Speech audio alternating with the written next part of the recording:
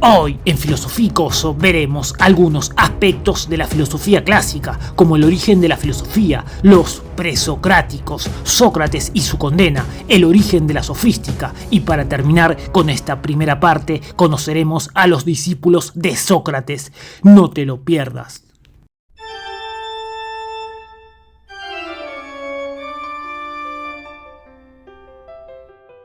Según distintas fuentes, la filosofía se inicia en los siglos 7 y 6 a.C., en Grecia. Sin embargo, no surge en el centro de Grecia, es decir, en Atenas, sino que comienza a manifestarse en dos de sus principales colonias. Por un lado tenemos a las colonias de Oriente de Asia Menor, las colonias jónicas, en particular Mileto, y luego a las colonias de Occidente de Italia Meridional. Ahí van a surgir los primeros filósofos, aquellos que empezaron a estudiar la physis, es decir, la naturaleza, a partir de la búsqueda de un principio o fundamento, un arqué, con el fin de explicar aquello que subyace a la realidad. ¿Y qué condiciones se dieron para su emergencia? Porque, como dice Parménides, uno de los principales presocráticos, de la nada sale. Por lo tanto, tenemos que averiguar dónde surgió este majestuoso amor por la sabiduría. Para que se manifieste el pensamiento filosófico tuvo que darse un cambio fundamental en la manera de darle una respuesta al caos aparente de los acontecimientos. En un primer momento, la explicación de la realidad se da a partir de lo mítico. El origen del mundo, de los planetas, del movimiento, todo esto era una cuestión de dioses. Y acá es donde cobran relevancia dos de los más importantes poetas, Homero y Hesíodo. En sus textos podemos encontrar la gran influencia de los dioses griegos en la vida de los personajes de sus obras. Más adelante nos explayaremos al respecto. En ese contexto aparece el primer filósofo, que ya no va a recurrir al mito para explicar el caos aparente de la realidad, sino que va a apelar al logos. Logos es una palabra con muchas acepciones y muy importante en el pensamiento griego. Entre ellas razón, discurso, cita, historia, palabra. Pero nosotros vamos a tomar la acepción más importante, que es razón. Por lo tanto, el primer filósofo va a buscar el principio fundamental a partir de intentar dar una explicación desde la razón. Sin embargo, esto nos lleva a preguntarnos, ¿qué tuvo que pasar para que ese cambio de mirada se dé en Grecia y no más bien en Babilonia o Egipto? ¿Qué condiciones se dieron en Grecia para que justamente aparezca el primer filósofo en Occidente? Siguiendo algunos textos, nosotros vamos a plantear que hubo algunas características específicas que se dieron en Grecia y no así en las ciudades de Oriente. Primero, ciertos conocimientos que los griegos reelaboraron tanto de Babilonia como de Egipto. Segundo, ciertas características de la política griega. Tercero, la religión. Y cuarto, las condiciones sociopolíticas y económicas que permitieron un ámbito de libertad de pensamiento. En primer lugar, hablaremos de ciertos conocimientos que los griegos en el siglo 7 y 6 a.C. comenzaron a elaborar, como la geometría y el cálculo. Estos conocimientos ya habían sido desarrollados por los egipcios, pero eran utilizados con fines prácticos, es decir, utilizaban el cálculo para medir ciertas cantidades de productos alimenticios, o la geometría, que la utilizaban para medir los campos luego de las perjudiciales inundaciones del río Nilo, o para la construcción de las pirámides. En cambio, los griegos reelaboraron este conocimiento a partir de Pitágoras y los pitagóricos y transformaron esas nociones en una teoría general y sistemática del número y de las figuras geométricas. Esto también sucedió con los babilonios, pero con nociones astronómicas. Los babilonios usaban sus conocimientos con fines prácticos, es decir, para hacer horóscopos o para realizar predicciones. No obstante, los griegos usaron esos conocimientos con fines prevalentemente cognoscitivos, en virtud del espíritu teorético que mira al amor del puro conocimiento, del que nació y tomó alimento la filosofía. Otra de las características relevantes fueron los poetas. La cultura griega se instruyó con los poemas homéricos. Hay que decir que en Grecia no existieron los textos sagrados, por lo tanto lo único que tenían eran los textos de los poetas Homero y Hesíodo. Los textos más conocidos de Homero fueron la Ilíada y la Odisea, y de Hesíodo tenemos Trabajos y Días y la Teogonia, que es donde explica el origen de todos los dioses. En cuanto a lo valioso de la obra homérica para el posterior desarrollo de la filosofía, encontramos ciertas características en sus textos, como el sentido de la armonía, la proporción y el límite. También podemos ver una intención de buscar en los textos las causas y las razones más allá de que sean míticas. Hay un intento de dar fundamentos a los acontecimientos. En Hesíodo podemos remarcar el texto Teogonia, donde narra el surgimiento de todos los dioses, y en ese proceso de nacimiento encontramos que hay coincidencias de los dioses con partes del universo, lo que lleva a plantear una cosmogonía. De este modo podemos decir que este poema allana las bases para una cosmogonía filosófica, para que busquen con la razón y no con la fantasía el origen y funcionamiento del cosmos.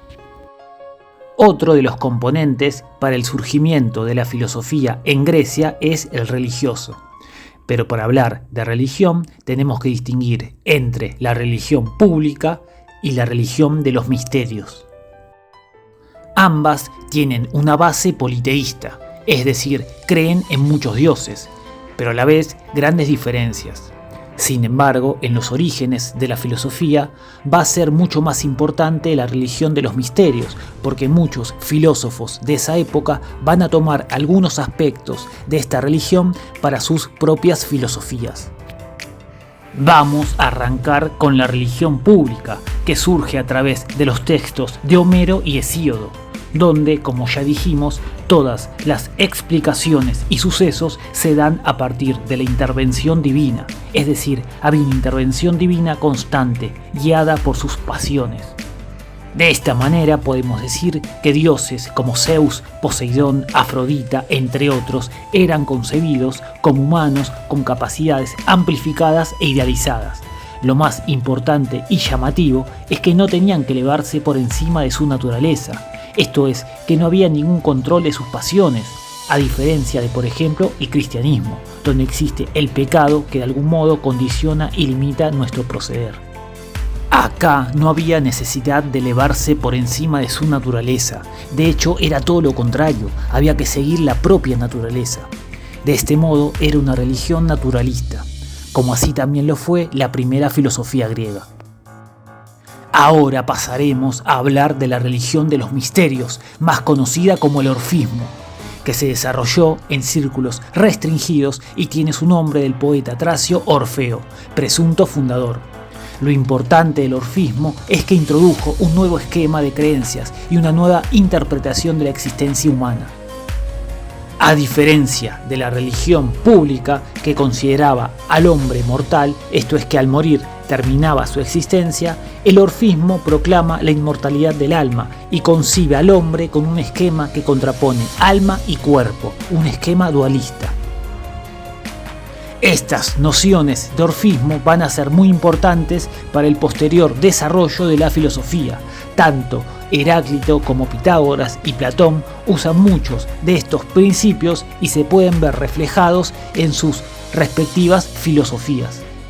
Otro aspecto relevante desde lo religioso, como ya dijimos, es que los griegos no tuvieron un texto sagrado o algún texto revelado al estilo la Biblia cristiana, y esto llevó a que tampoco haya una casta sacerdotal con poder suficiente como para defender la palabra revelada.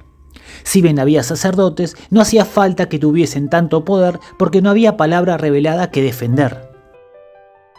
Por lo tanto, esa falta de dogmas y de sacerdotes que custodian ese dogma dejó todo establecido para que la filosofía se desarrolle en un ámbito de libertad y no encuentre los obstáculos que podría haber encontrado en Oriente, donde la religión era mucho más fuerte.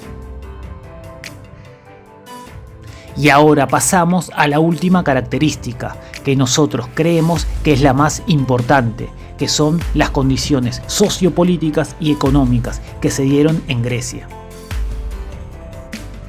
Hay que destacar que en Grecia había una libertad política que los pueblos de Oriente no tenían, ya que gozaban del privilegio de tener instituciones políticas libres, y un económico donde comenzaron a desarrollarse el artesanado y el comercio.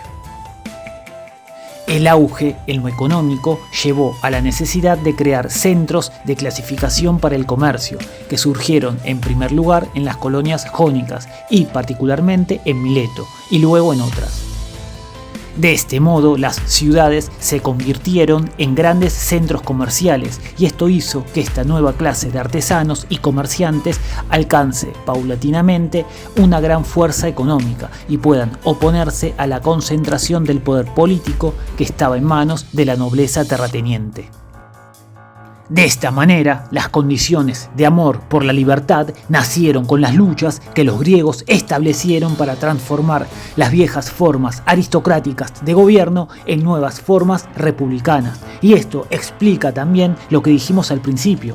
La filosofía surgió antes en Mileto, que era una colonia, y luego en las colonias de Occidente e Italia meridional, porque en su gran desarrollo del comercio alcanzaron antes que otros el bienestar, y a causa de la distancia con su madre patria pudieron darse instituciones libres antes, para luego llegar a su cumbre en Atenas. Al constituirse la polis griega, esto es, la ciudad-estado, el griego no sintió más oposición por su libertad. Al contrario, fue considerado a sí mismo ciudadano. El hombre coincidía con su ciudadanía y el Estado era el horizonte ético del hombre griego. Se consideraba a la libertad del Estado como la propia libertad. Y ahora continuaremos con los presocráticos. Se considera presocráticos a los filósofos que en principio nacieron antes que Sócrates, aunque hubo algunos que fueron contemporáneos. Sin embargo, no recibieron su influencia. Por eso no se los llama presocráticos solamente por una cuestión cronológica, sino porque fueron los primeros filósofos que intentaron dar una explicación no mítica, es decir, sin recurrir a los dioses, al caos aparente, al constante cambio que se da en la naturaleza, y para esto suponen que hay una permanencia oculta y que puede ser discernible por la mente.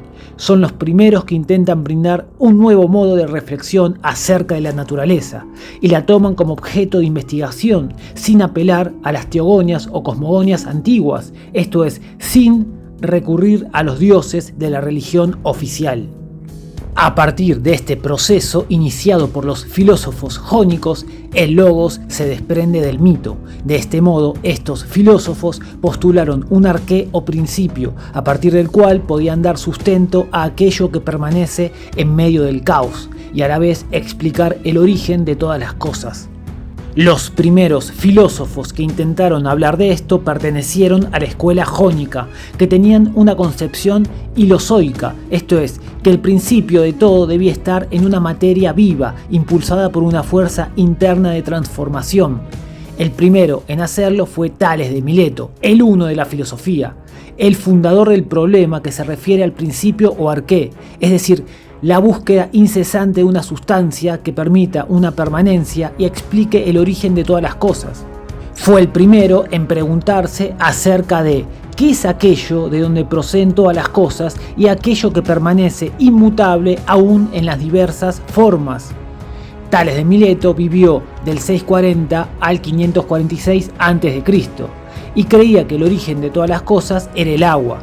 Podemos suponer que a partir de la observación, Tales se dio cuenta que donde había agua había vida. Además, el agua abunda en la tierra, tiene 3 estados, sólido, líquido y gaseoso, y esto es perceptible por los sentidos.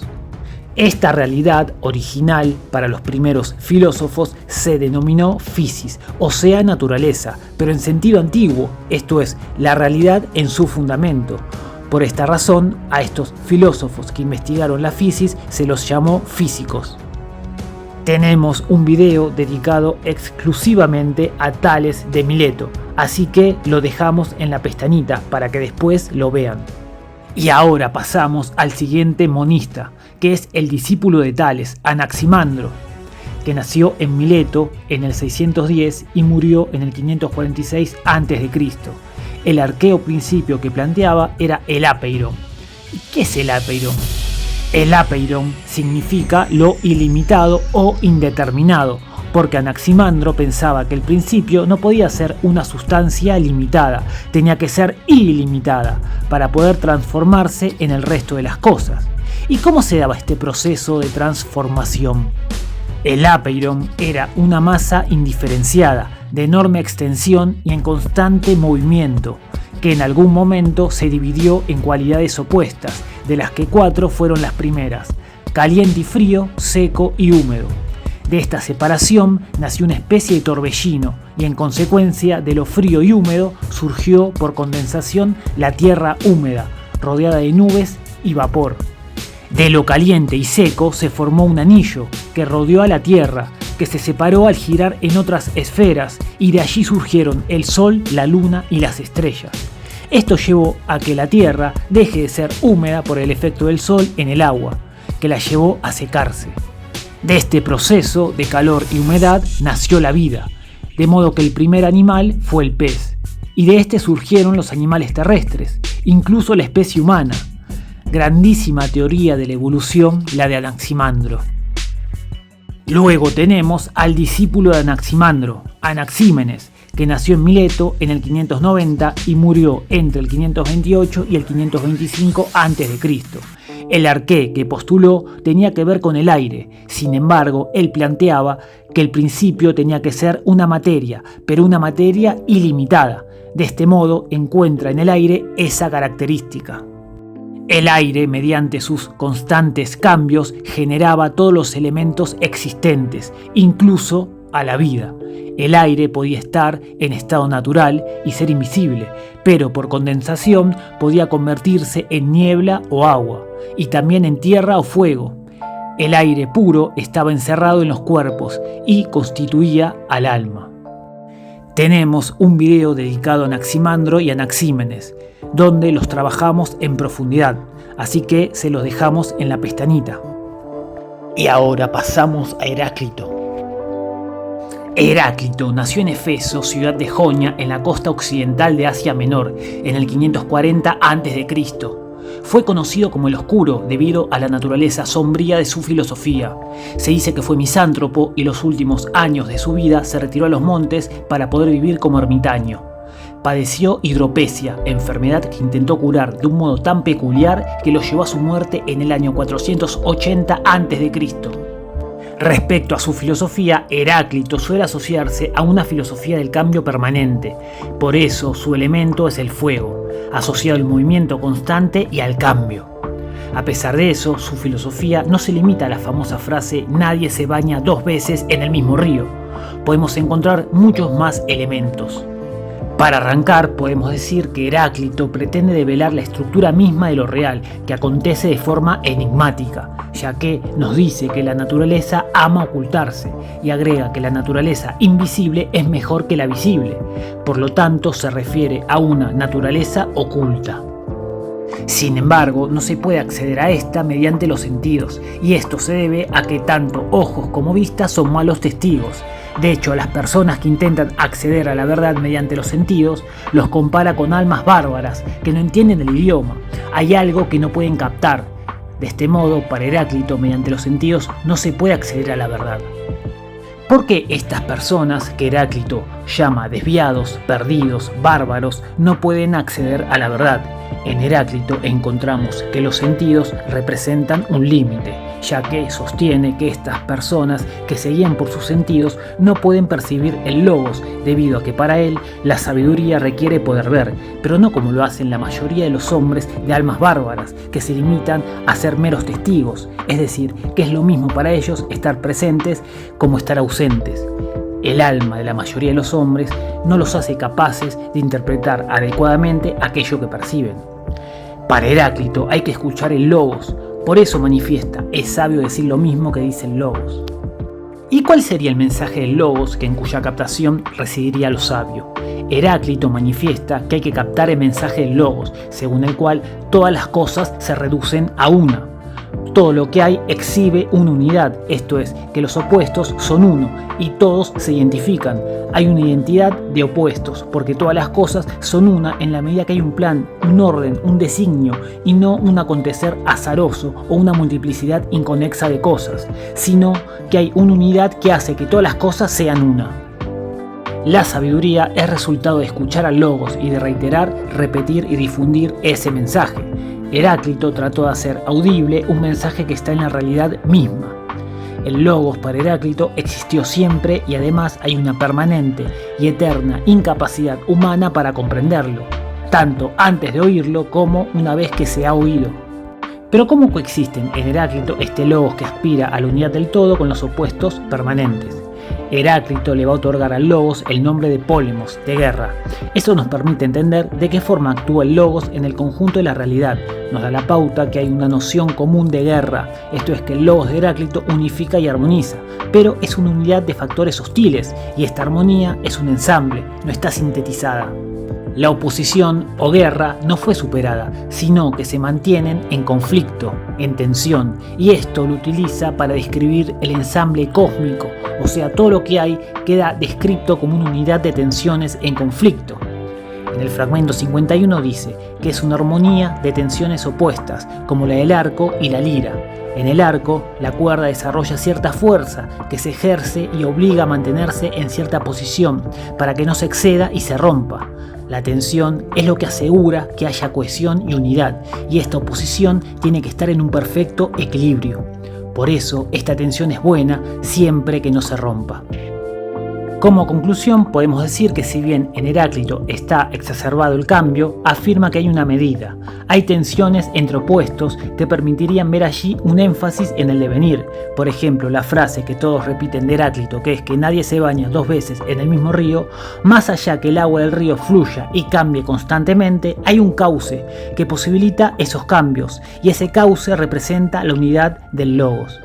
De este modo, refuerza la noción de unidad y estabilidad que, paradójicamente, está en la tensión misma de los opuestos, que al estar en equilibrio se neutralizan.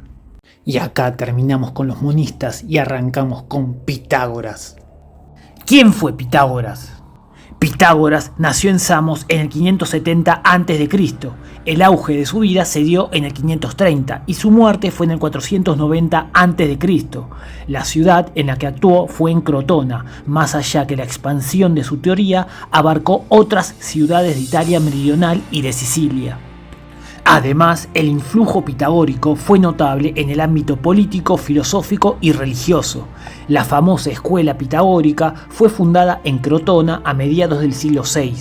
En cuanto a su muerte, se dice que los crotoneses, temiendo que se convirtiera en un tirano, incendiaron el lugar donde estaba con sus discípulos.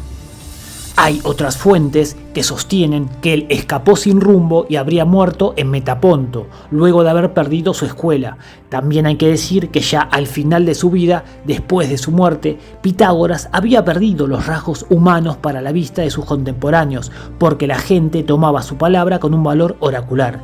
Era visto como una especie de divinidad, lo que llevó a que las distintas obras acerca de la vida de Pitágoras, escritas en una época cercana a su muerte, no sean consideradas históricamente.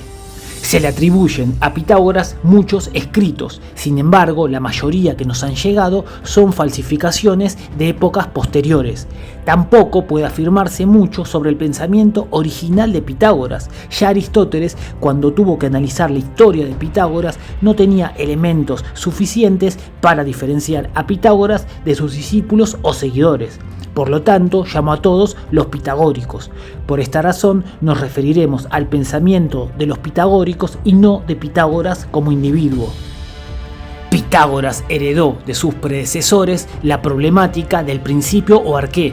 De hecho, recibió enseñanzas de Tales de Mileto y de Anaximandro. Sin embargo, para los pitagóricos, el principio o arqué no era algo físico como el agua en Tales o el fuego en Heráclito, sino un número, y esto se debe a que sostenían que todos los fenómenos de la realidad, como la música, la astronomía, los fenómenos biológicos, ocurrían según una regularidad medida y expresable en números. Por lo tanto, el número era la causa de todas las cosas y además lo que determinaba su esencia y la recíproca relación con las otras cosas. Entonces, ¿qué es esto de que el número sea el principio? Una de las fuentes más confiables del pensamiento de los pitagóricos la tenemos en Aristóteles, donde nos dice que para ellos en todas las cosas existía una regularidad matemática. Ustedes imaginen, darse cuenta de esto debió producir una impresión extraordinaria en los pitagóricos. Fue una etapa fundamental para el desarrollo espiritual de Occidente.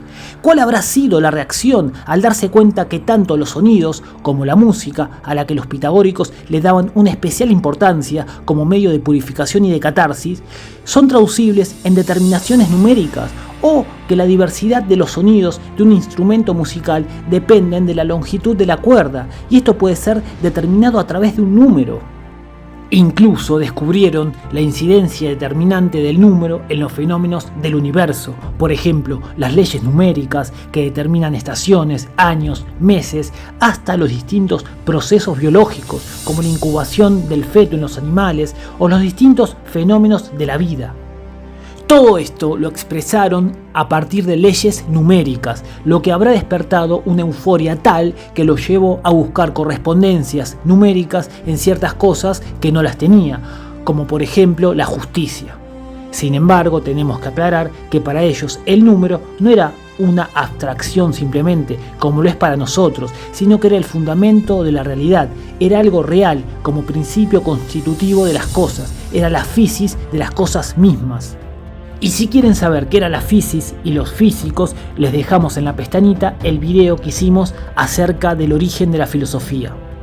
Y ahora vamos a responder otra cuestión. Si bien todas las cosas proceden de los números, ¿de dónde proceden los números para los pitagóricos? Los números procedían de otros elementos. En este sentido, los números eran una cantidad indeterminada que poco a poco se delimitaba o determinaba hacia el infinito. De este modo, resultaba que el número estaba constituido de dos elementos, uno indeterminado e ilimitado y otro determinado y limitante. El número, pues, nacía del acuerdo de los elementos limitantes y de los elementos ilimitados, que a su vez originaban todas las otras cosas. Los números, al ser producidos por un elemento indeterminado y otro determinado, tenían cierta preponderancia de un elemento sobre el otro. Por esa razón, los números pares eran indeterminados, y esto para los pitagóricos significaba que eran menos perfectos. También decían que los números impares se identificaban con lo masculino y los números pares con lo femenino. Ahora bien, ¿cómo pasan los pitagóricos del número a las cosas? Para los pitagóricos el número era orden, es decir, acuerdo de elementos ilimitados y limitados. Y a la vez, si todo estaba determinado por el número, todo era orden. Y en griego orden se dice cosmos. Los pitagóricos llamaron al universo cosmos. Hay testimonios que sostienen que Pitágoras fue el primero que denominó al conjunto de todas las cosas por el orden que hay en ellas, y también que los sabios pitagóricos dicen que el cielo, tierra, dioses y hombres son mantenidos juntos por el orden. Por eso, al conjunto de todas las cosas las llamó cosmos. Los pitagóricos pusieron en el centro a los números. De hecho, los avances en matemáticas fueron enormes. Todos recordaremos el famoso teorema de Pitágoras. Dice Filolao: todas las cosas que se conocen tienen número. Sin esto nada podría pensarse ni conocerse. Por último, vamos a hablar del aspecto religioso. En este sentido, lo más relevante es su vínculo con el orfismo. Hay que decir que la ciencia pitagórica se llevaba a cabo como un medio para alcanzar un fin superior, y este consistía en la práctica de un tipo de vida que permita purificar y liberar el alma del cuerpo. Pitágoras fue el primero que sostuvo la doctrina de la metempsicosis, esto es, que el alma, por una culpa original, está obligada a reencarnarse en sucesivas existencias corporales, tanto en forma de ser humano como de animal, para expiar dicha culpa. Distintos testimonios antiguos dicen que Pitágoras recordaba sus vidas pasadas. De este modo, retomaban ciertos aspectos del orfismo que nosotros vimos en nuestro primer video, que recomendamos que vean. El fin último de estas reencarnaciones es poder expiar la culpa para poder llegar a vivir con los dioses. Se dice que Pitágoras introdujo la noción de recto actor humano para hacerse seguidor de un dios, como un vivir en comunión con la divinidad. Por último, diremos que algunos le atribuyen a los pitagóricos haber introducido la noción de vida contemplativa, es decir, la vida dedicada a la búsqueda de la verdad y el conocimiento. Y el próximo filósofo es Genófanes de Colofón. Nació en el 530 a.C. en Jonia, luego emigró a Sicilia y continuó viajando y cantando como Aedo sus composiciones poéticas. Se dice que fue maestro de Parménides. Es considerado como el fundador de la escuela eléata. Sin embargo, hay ciertas discrepancias al respecto, debido a las distintas fuentes. Al parecer, Genófanes era un nómada sin residencia fija. Los temas en los que indagó eran los cosmológicos y teológicos. ¿Y cuál fue la crítica tan importante que hizo Genófanes? Genófanes ataca la concepción clásica de los dioses, que había sido plasmada por los textos de Homero y Hesíodo, que como ya dijimos en nuestro primer video, llamado ¿De dónde salió la filosofía?, había una religión pública, representada por los textos de Homero y Hesíodo, y otra privada, representada por el orfismo. Genófanes es el primer filósofo que critica el antropomorfismo, es decir, atribuirle a los dioses características psicológicas y físicas análogas a las de los seres humanos, solo que con mayor potencia. De hecho, sostiene que los dioses representan las características de los que lo crean. Por ejemplo, los tracios, que tienen los ojos azules y cabellos rojizos, representan a los dioses con esas características físicas. De este modo no solo se empiezan a cuestionar a los dioses griegos, sino a Homero y Hesíodo. También Genófanes intenta desmitificar las diversas explicaciones míticas de los fenómenos naturales que eran atribuidas a los dioses. Las categorías que poseía Genófanes eran de la filosofía de la fisis y la cosmogonía jónica. Por lo tanto, luego de negar que Dios pueda ser concebido con formas humanas, afirma que Dios es el cosmos y que Dios es uno. Suma entre los hombres y los dioses, y que no es semejante a los hombres, ni por figura ni por pensamiento. Y dice que Dios todo entero ve, todo entero piensa y todo entero oye. Además, dice que Dios hace vibrar todo con la fuerza de su mente, sin fatiga. Genófanes le atribuye al Dios ver, oír, pensar, así como la potente fuerza de hacer vibrar todo. Genófanes revolucionó por entero el modo de ver a Dios de los antiguos, y por último establece a la tierra y al agua como principios.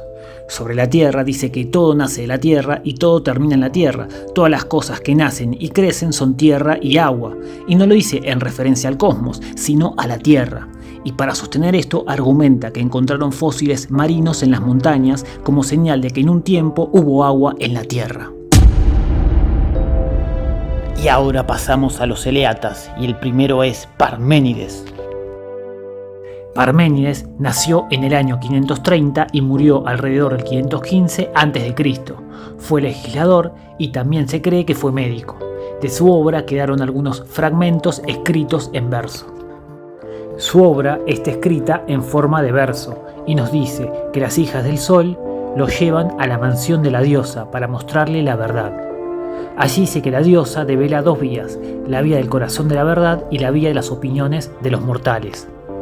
En la vía del corazón de la verdad, la diosa lo persuade de que el ser es y el no ser no es. Y para justificarlo, sostiene que todo lo que se piensa, se dice, y pensar la nada es no pensar, de hecho, y hablar de la nada significa no decir nada. De este modo la nada es impensable e indecible. Por eso pensar y ser coinciden. Incluso la nada ni siquiera se puede imaginar, porque de la nada nada sale. Entonces el ser es no generado e indestructible, porque si fuese generado debería haber provenido de un no ser, lo cual es absurdo, porque el no ser no es, o haber provenido del ser, que también sería absurdo, porque ya sería. Además, el ser no tiene ni pasado ni futuro, es inmutable e inmóvil, porque si se moviese supondría un no ser, al cual hay que ir o cambiarse, y el no ser no es, por lo tanto es imposible. A este respecto, Zenón va a demostrar, a partir de ciertas paradojas, que no hay ni movimiento ni cambio, y que tampoco el ser tiene grados, porque eso implicaría una graduación del ser, lo que supondría un no ser. Y también tenemos que hablar de la segunda vía, la que atestigua a los sentidos, la que acepta el nacer y el perecer, el nacimiento y el devenir, es la que admite al no ser. Zenón nació en el siglo VI y murió en el siglo V a.C. Fue discípulo de Parménides y defendió la filosofía de su maestro, en particular la no existencia del movimiento y de la multiplicidad, mostrando la inconsistencia de las posiciones de sus adversarios. En su vida confrontó contra un tirano a favor de la libertad. Esto lo llevó a ser encarcelado y torturado para hacerlo hablar respecto de quiénes eran sus compañeros. Y tenía tanto, pero tanto aguante que según ciertas fuentes, para no decir nada, Zenón se cortó la lengua con sus dientes y se le escupió al tirano en la cara. Sin embargo, otra variante del mismo suceso dice que ante esta misma situación, Zenón, en lugar de dar a conocer quiénes eran sus compañeros, dijo que sus compañeros eran los ayudantes del tirano, lo que hizo que los mande a matar y así el tirano, al quedar solo, sea derrotado. De su obra nos llegan fragmentos. Creó el método de refutación dialéctico. El procedimiento que adopta Zenón consiste en ver que las consecuencias que se derivan de los argumentos adoptados para refutar a Parménides son más contradictorios y ridículos que la tesis que intentan refutar. Esto hoy se llama demostración por el absurdo. Estos argumentos van en contra de la multiplicidad y el movimiento. Les dejamos abajo un video que hicimos acerca de la paradoja más famosa de Zenón, la de Aquiles y la tortuga. En cuanto a Meliso, tenemos que decir que nació en Samos a fines del siglo VI y comienzos del siglo V a.C. Fue nombrado estratega por sus conciudadanos y derrotó a la flota de Pericles. Escribió un libro conocido como Sobre la naturaleza o Sobre el ser, del cual nos llegan fragmentos.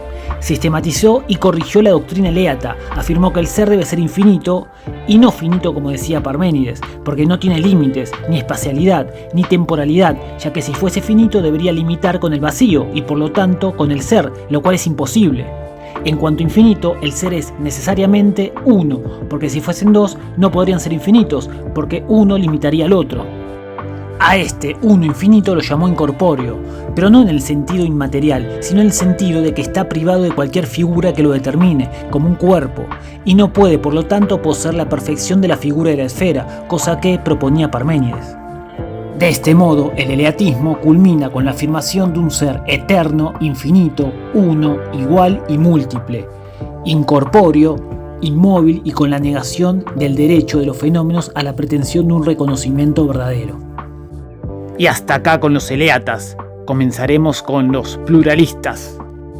Y ahora pasaremos a Empédocles. Es considerado como el primero de los pluralistas, es decir, que postulaba más de un elemento como Arqué. Nació en Agrigento, fue filósofo, médico, místico, taumaturgo y activo en la vida política. Compuso un poema llamado Sobre la naturaleza y un poema lustral del que han llegado fragmentos.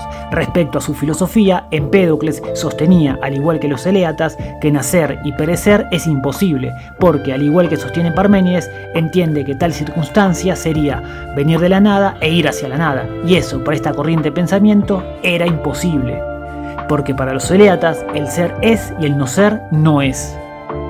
Por lo tanto, para Empédocles, nacimiento y muerte no existen. Entonces propone que lo que se llama nacimiento y muerte en realidad es el mezclarse y el disolverse de ciertas sustancias que permanecen eternamente iguales y son indestructibles. Estas son el agua, el aire, la tierra y el fuego. Él la llama las raíces de todas las cosas.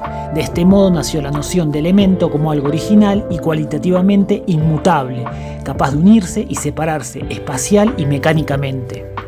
Los filósofos jónicos ya habían escogido algunas de estas realidades como principio, haciendo provenir las otras mediante un proceso de transformación. Lo que propone Empédocles como novedoso es la inalterabilidad cualitativa y la intransformabilidad de cada uno. De este modo se va formando la conciencia pluralista, que supera tanto al monismo jónico como al de los eleatas. Asimismo, Empédocles propone los 4 elementos, y estos 4 elementos, uniéndose, dan origen a la generación de las cosas, y separándose producen la corrupción. Ahora bien, ¿cuál es la fuerza que actúa para que se unan y se separen? Estas fuerzas que, según Empédocles, son fuerzas cósmicas. En este sentido, por un lado vamos a tener al amor y amistad, que son los que producen la generación, y por otro lado al odio y a la discordia, que producen la corrupción. La forma en la que actúan es mediante el predominio de uno sobre otro, por distintos periodos de tiempo, y estos procesos están fijados por el destino. Para ir terminando, vamos a hablar de cómo se forma el cosmos para Empédocles. En este aspecto sostiene que se forma en 2 periodos. Primero, del paso que va del predominio de la amistad a la discordia, y luego del predominio de la discordia a la amistad. Este proceso se da en dos instancias, por un lado un proceso de generación y por otro de destrucción, lo que implica que necesariamente para la creación del cosmos actúan las dos fuerzas, es decir, hay un proceso de nacimiento del cosmos y a la vez de destrucción, hasta lograr en esa puja entre las dos fuerzas el cosmos. Anaxágoras fue un filósofo presocrático que nació en Clazomenas, lo que sería hoy Turquía, en el 500 a.C. y murió en el 428, a los 72 años, en Lámsaco. Una de sus mayores contribuciones a la filosofía fue la introducción del concepto de nous, que significa mente o pensamiento. Si bien Anaxágoras era de Clazomenas, estuvo 30 años en Atenas. Escribió un tratado llamado Sobre la naturaleza, del cual nos llegan fragmentos. Se dice que tuvo varios discípulos, entre ellos Protágoras de Abdera, el gran sofista, Demócrito, el atomista, y uno de los filósofos más conocidos, Sócrates.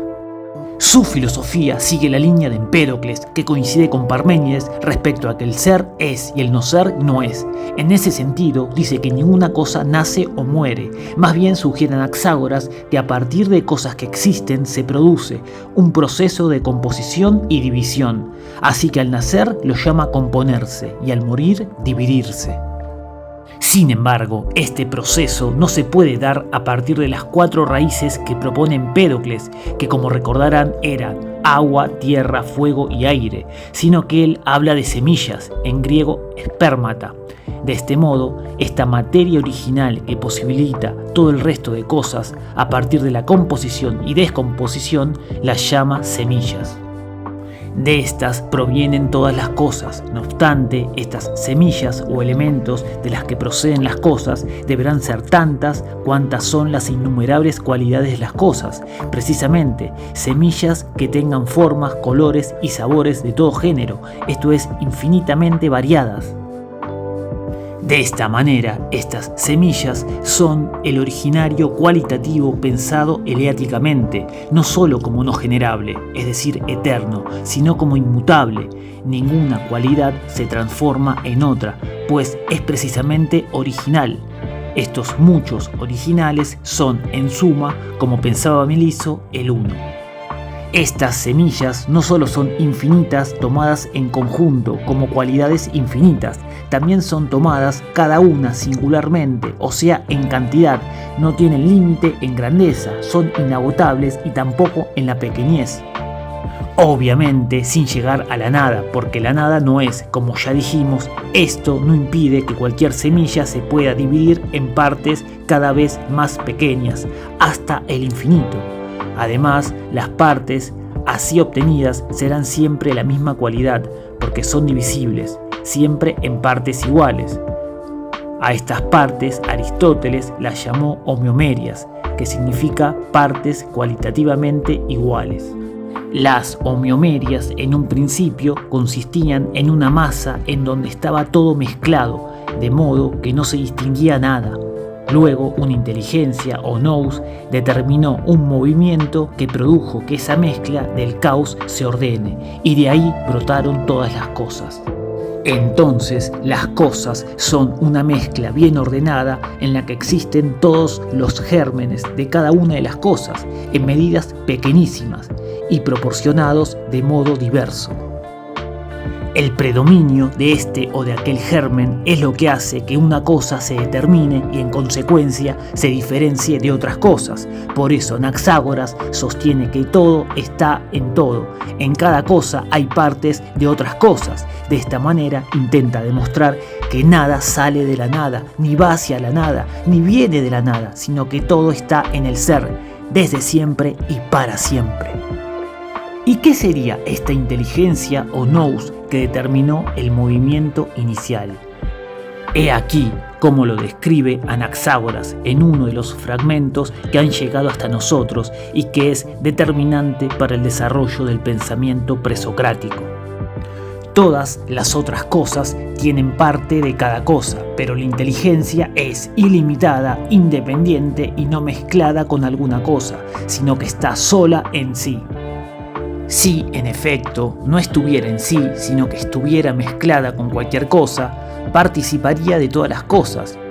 Pero si en todo se encuentra, en efecto, parte de cada cosa, como he dicho antes, las cosas mezcladas le servirían de obstáculo, de modo que no tendría poder sobre las cosas, como lo tiene estando sola y en sí. Es, en efecto, la más sutil y más pura de todas las cosas, y posee pleno conocimiento de todo, y tiene grandísima fuerza. Y la inteligencia domina todas las cosas que tienen vida, tanto las mayores como las menores. El fragmento citado de Anaxágoras tiene la noción de un principio que es infinito y separado de todo el resto, la más sutil y pura de todas las cosas. De hecho, dice que es igual a sí mismo. Esta noción fue un gran avance para el pensamiento de los presocráticos y aparece como un nuevo personaje en la filosofía de gran relevancia. No olvidemos que luego esta noción va a ser usada por Platón como demiurgo o incluso como Dios. En cuanto a Demócrito y al atomismo nos referiremos de forma genérica, porque ya tenemos un video que dejamos abajo para que después, si les interesa la gran escuela atomista, lo vean. Allí explicamos tanto la teoría atomista como las nociones de Leucipo y Demócrito. Sin embargo, diremos que Leucipo era nativo de Mileto y que se fue a Elea a estudiar con Parménides a mitad del siglo V. De ahí se fue a Abdera, donde fundó su escuela. Su mejor discípulo fue Demócrito, que nació en el 460 a.C. y murió ya muy anciano. De hecho, llegó a ser contemporáneo a Sócrates. En cuanto a su filosofía, diremos que para los atomistas todo era átomos y vacío. Los átomos eran partículas mínimas de diferentes formas, eran infinitos, y aunque el vacío, que era infinito también, mantenía los átomos separados, no impedía que choquen y se ensamblen entre sí. De este modo se creaban todas las cosas que vemos, incluso el alma. Para los atomistas es una composición de pequeños átomos redondeados. Según Demócrito, el hecho de que sean redondos les permiten rodar para poder introducirse en los intersticios del cuerpo y animarlo.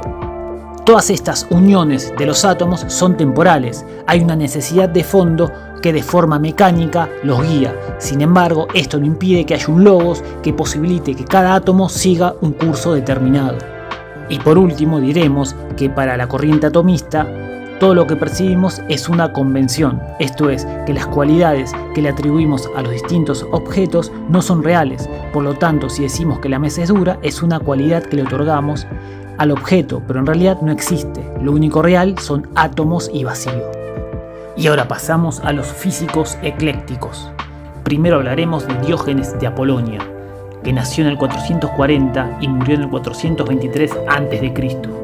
En estos autores hay una necesidad de volver al monismo, porque según su parecer, si el principio fuese múltiple y de diferente naturaleza, no podría mezclarse ni actuar el uno sobre el otro. Por eso, para Diógenes de Apolonia es necesario que todas las cosas nazcan por la transformación de un único principio, y este principio es el aire infinito, pero dotado de mucha inteligencia. Él dice que nuestra alma es el aire pensamiento que respiramos y que se exhala con el último suspiro cuando morimos. Tiene aspectos semejantes a Anaxímenes. Por último, vamos a decir que su concepción teológica tuvo un notable influjo en el ambiente ateniense y, según se dice, fue un punto de partida para el pensamiento socrático. Y el último filósofo del que hablaremos hoy es Arquelao de Atenas. Tenemos que decir que ha llegado muy poca información sobre este filósofo. Al parecer vivió entre el siglo VI y el V a.C. y también muchas fuentes hablan de que trabajó el tema del aire infinito y que además fue uno de los maestros de Sócrates. Y ya que hablamos de Sócrates, ahora pasaremos a conocer su pensamiento y los pormenores del juicio que le hicieron. Atenas, año 399 a.C. Una acusación al hombre más sabio de Atenas y un juicio que marcará la historia de la filosofía. Sócrates hará todo para defenderse, pero nunca pondrá en duda a su filosofía, ni siquiera ante la posibilidad de perder su vida. Así que ahora nos toca el método de Sócrates y además veremos los pormenores del juicio que le hicieron a Sócrates siguiendo el famoso diálogo Apología de Platón. No te lo pierdas. Antes de arrancar con la apología, vamos a hablar un poco de la vida de Sócrates. ¿Quién fue Sócrates? Sócrates nació en el 470 a.C. y todo lo que se conoce de él es gracias a sus discípulos o seguidores. El más conocido fue Platón, y esto se debe a que en varios de sus famosos diálogos adopta a Sócrates como personaje principal. Sin embargo, hubo otros, como Aristófanes, que fue un comediante y en su texto Las nubes aparece Sócrates representado como un sofista, de una forma burlona, y en Jenofonte, que fue otro de sus discípulos, donde en su texto, también llamado Apología, nos muestra a un Sócrates desdibujado, es decir, con mucho menos brillo que el que representa Platón. Por último, no podemos evitar nombrar a Aristóteles, que si bien en el momento que él escribió Sócrates ya había muerto, mediante documentación y comentarios de su maestro Platón, pudo referirse bastante a él. Fue hijo de un escultor y una partera. También participó de la guerra del Peloponeso y combatió. Ahora vamos a referirnos brevemente al intelectualismo socrático. Sócrates a las virtudes como sabiduría, justicia, fortaleza, templanza las considera conocimiento o ciencia, y al vicio de cualquiera de estas las toma como ignorancia. De este modo nadie peca voluntariamente, y el que hace mal lo hace por ignorancia de bien, es decir, reduce el bien moral a un hecho de conocimiento, porque asume que es imposible conocer el bien y no hacerlo. Sócrates vio que el hombre por naturaleza busca siempre el bien y que cuando hace el mal en realidad no lo hace porque es malo, sino porque espera conseguir de él un bien. Entonces, cuando decimos que el mal es involuntario, significa que la persona se engaña cuando espera un bien, porque en última instancia lo que hace es cometer un error de cálculo, es decir, se equivoca por ignorante. De esta manera, para Sócrates podemos decir que si veo el bien necesariamente lo tengo que hacer, y si me equivoco es por un error de cálculo o de ignorancia. El mal voluntariamente nadie lo puede hacer, y este tema aparece en la Apología, por eso lo explicamos. Si quieren conocer el método socrático en profundidad, les dejamos en la pestañita el video que hicimos. Ahora comencemos con la Apología. El juicio se da en el año 399 a.C., en Atenas. El acusador fue Meleto, que era poeta, pero asociado con Anito, un político influyente, que al parecer era el que realmente impulsó el juicio. Y estaba Nicón, que era un orador. La acusación fue de impiedad.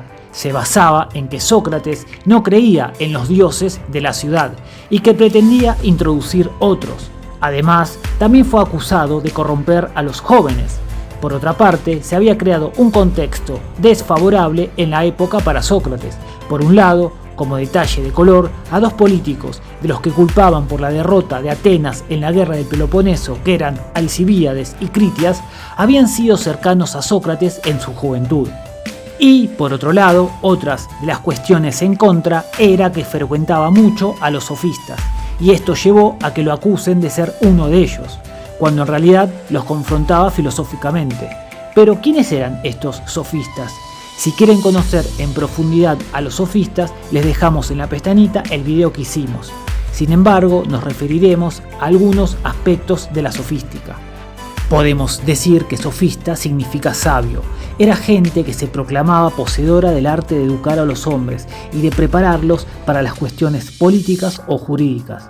Eran maestros de retórica y cobraban por sus servicios.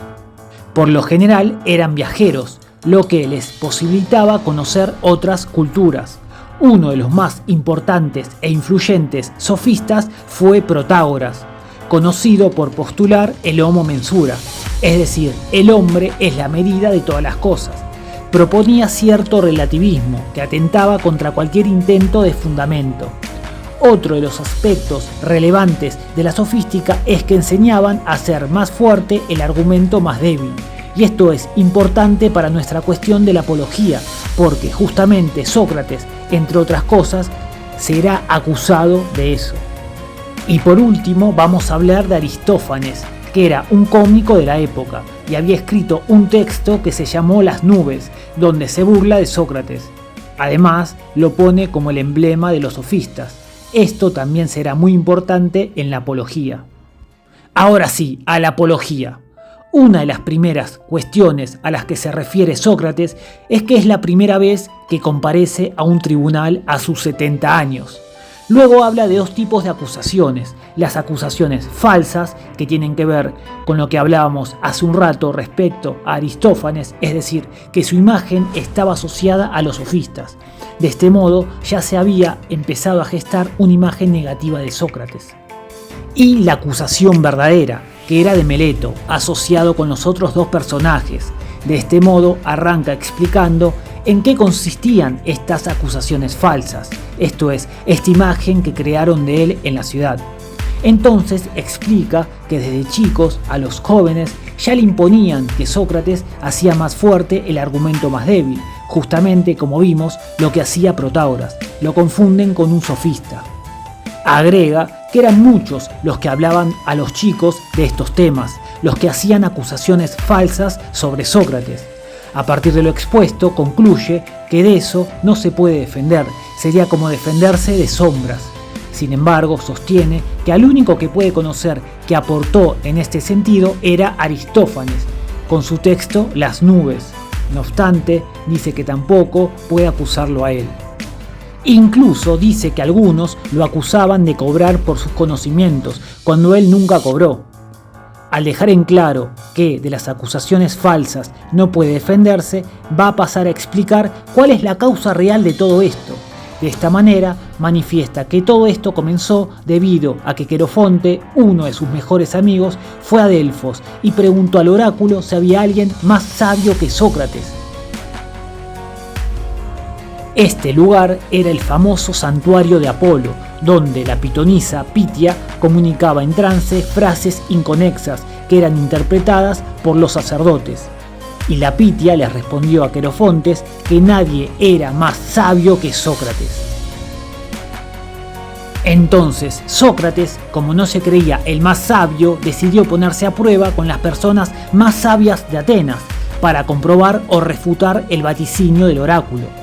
De este modo, Sócrates empieza a utilizar su método dialéctico ante políticos, poetas y artesanos, que se suponían que eran sabios. Sin embargo, solamente logró comprobar la ignorancia de los supuestos sabios de Grecia, lo que generó un malestar en todos estos. El gran problema de los políticos, artesanos y poetas era que ellos tenían conocimiento de una ciencia en particular, sin embargo creían saber sobre otras cosas que efectivamente no sabían. En cambio Sócrates asumía que no sabía, y esa era su gran sabiduría. De hecho dice sobre los poetas que sus bellos escritos no tienen que ver con algún tipo de sabiduría, sino con una inspiración casi mística que los hace escribir, pero en realidad no saben lo que dicen. Para Sócrates, el hecho de ir de un lado al otro hablando con la gente, aplicando su método dialéctico y comprobando que la mayoría cree saber lo que no sabe, era un servicio al dios del oráculo, al haberlo considerado el más sabio. Él entendía que la única sabiduría era asumir lo que no se sabe, que es justamente lo que nadie asumía. Y a este ir y venir de Sócrates lo acompañaban los jóvenes, que eran hijos de padres ricos que tenían el tiempo suficiente para imitar a Sócrates, usando su método con otras personas. Esto es lo que sostiene Sócrates, y más irrita a Meleto y al resto de la gente, que los jóvenes mismos traten de imitar a Sócrates. Entonces, por todo esto, Sócrates intenta demostrar por qué se creó esta falsa imagen a partir de opiniones falsas. Acá termina la parte donde se defiende de las falsas opiniones y pasa a defenderse de las acusaciones reales de Meleto, Anito y Licón. La acusación consistía en que Sócrates delinque al corromper a los jóvenes y al no creer en los dioses en los que la ciudad cree, sino en otras divinidades nuevas. El primer argumento de Sócrates para defenderse es el que podemos llamar el argumento del caballo, en donde obliga a Meleto a asumir, a partir de preguntas, que todos los hombres, menos Sócrates, le hacen bien a los jóvenes. Al quedar Meleto en esa posición, Sócrates le pregunta si a los caballos son unos pocos hombres que los hacen mejores o todos los hombres los hacen mejores, en referencia a los cuidadores de caballos, que son los que efectivamente saben cómo cuidar un caballo, y no el resto de la gente que no tiene idea de cómo se cuida un caballo. Meleto no responde y Sócrates le dice que diga lo que diga sería de mucha suerte para los jóvenes que solo uno lo corrompa y el resto no. Después va a hablar sobre el intelectualismo socrático, que es a lo que nos referimos antes, es decir, que nadie hace el mal voluntariamente. De este modo, para defenderse de la acusación que reza que le hace mal a los jóvenes, Sócrates le pregunta a Meleto si hay alguien que prefiera recibir daño de los que están con él, a recibir ayuda. O sea, pregunta si hay alguien que quiera recibir daño y Meleto contesta que no. Esto le permite a Sócrates llevar a Meleto a que diga que Sócrates les hizo daño a los jóvenes voluntariamente, para luego llevar al absurdo a esa afirmación, ya que nadie haría el mal voluntariamente, sabiendo que puede recibir un castigo, y aclara que él no los corrompió y si lo hizo fue involuntariamente. Y acá deberíamos relacionarlo con lo que dijimos antes sobre el intelectualismo socrático. Desde la perspectiva de Sócrates, nadie hace el mal voluntariamente. Entonces, en esa línea, sostiene que si él hizo el mal involuntariamente, no deberían castigarlo, sino enseñarle.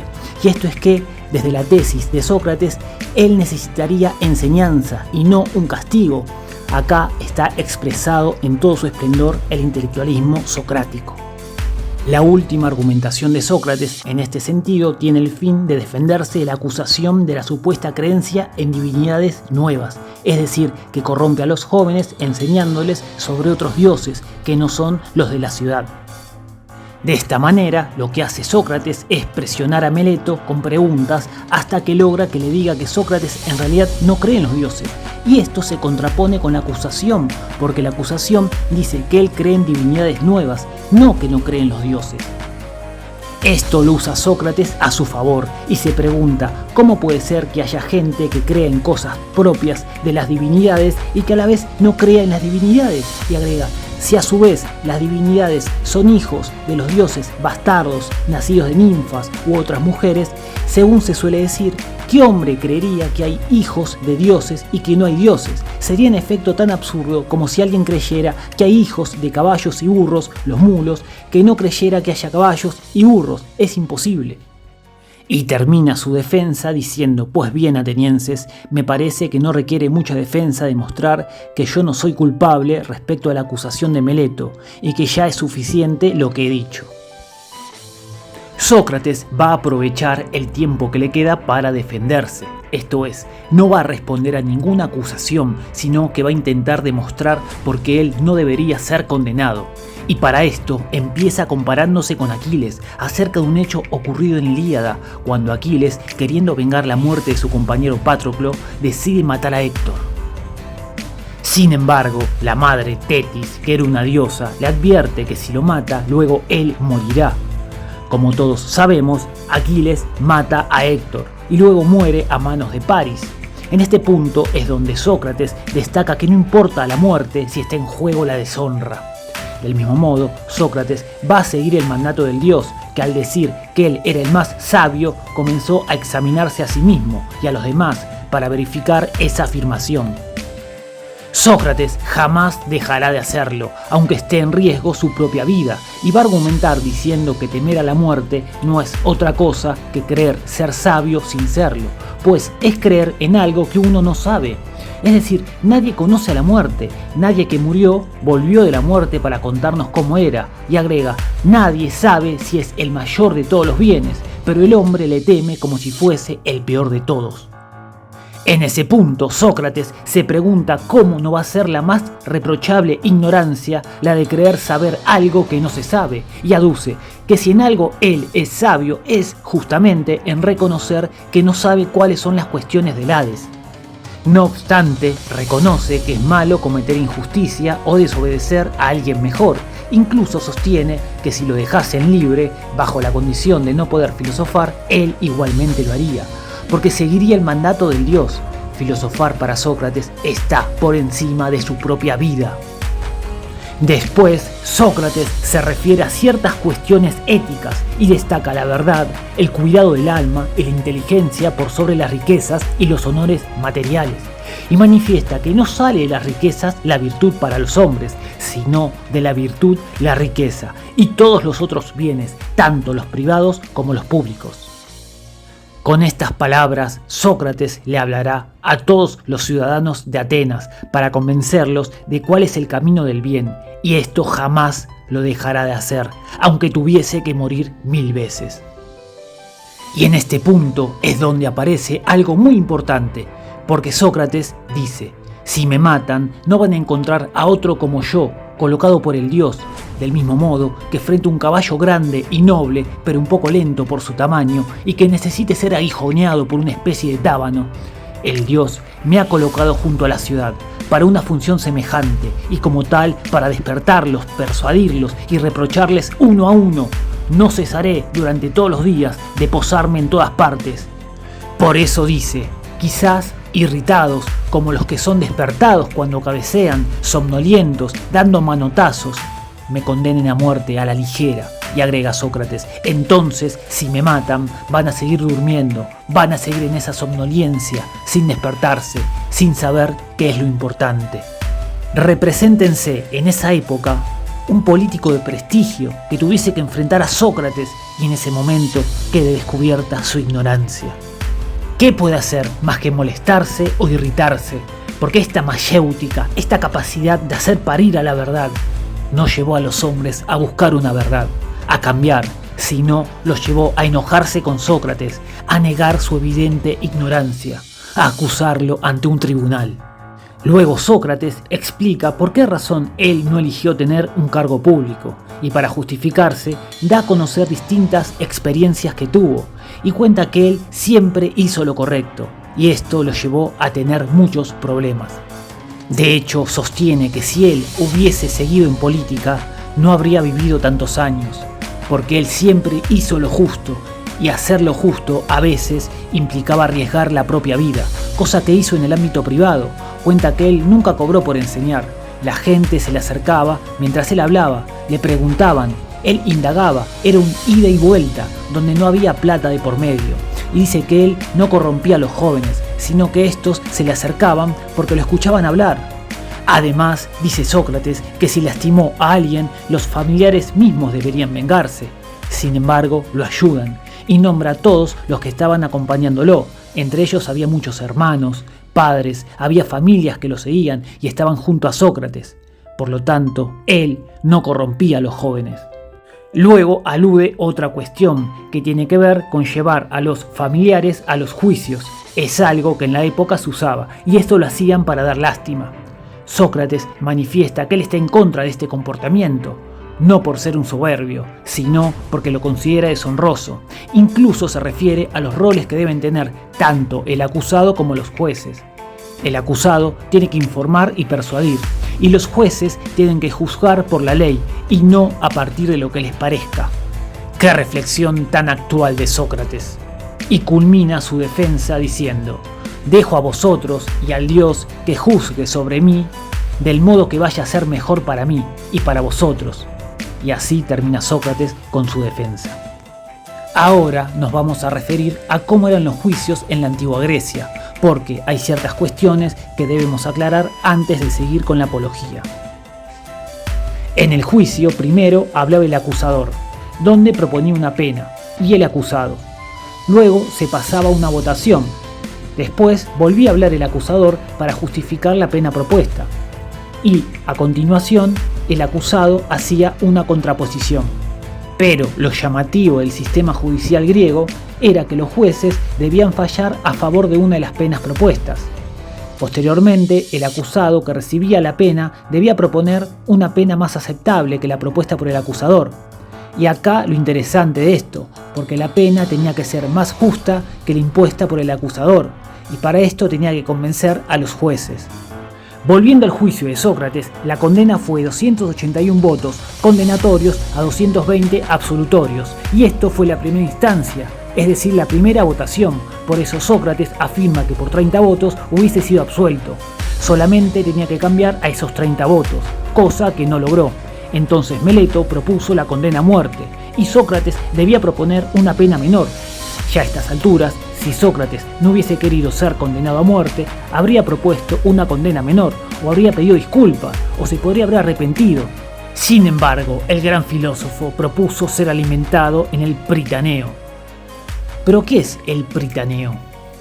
Era una especie de edificación que normalmente se erigía en el centro de la ciudad, en el ágora, y allí se realizaban comidas públicas para las personas que la ciudad juzgaba como benefactoras, es decir, era un lugar donde a ciertas personas que eran admitidas gracias a sus servicios prestados a la polis se las mantenía. Esto era un honor para los elegidos, que en general eran participantes de las Olimpiadas. Entonces Sócrates propone como pena que lo lleven al Pritaneo y la ciudad lo mantenga.